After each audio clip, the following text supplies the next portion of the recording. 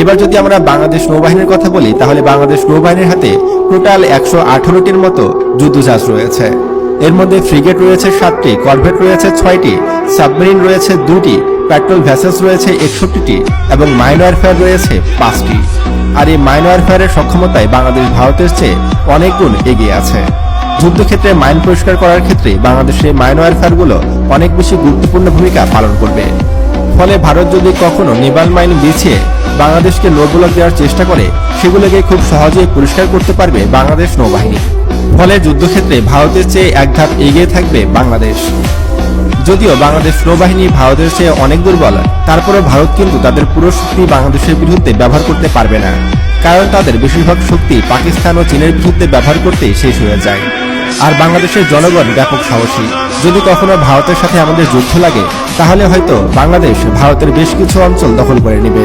বিশেষ করে ভারতের সেভেন সিস্টার্স ও কলকাতা দখল করে নেবে বাংলাদেশের জনগণ। কারণ বাংলাদেশের জনগণ যদি একবার ক্ষেপে যায়, তাহলে ভারতের বাপেরও সক্ষমতা নেই বাংলাদেশকে দখল করা, উল্টো ভারতই দখল হয়ে যাবে। বন্ধুরা, ভারতের সাথে যদি বাংলাদেশের সত্যি সত্যি যুদ্ধ লেগে যায়, তাহলে আপনিও যুদ্ধে নামবেন কিনা, বা গাজিয়াতুল হিন্দ শুরু হলে আপনিও ইসলামের পক্ষে ভারতের বিরুদ্ধে যুদ্ধে নামবেন কিনা, তা অবশ্যই আমাদেরকে কমেন্ট করে জানাতে পারেন।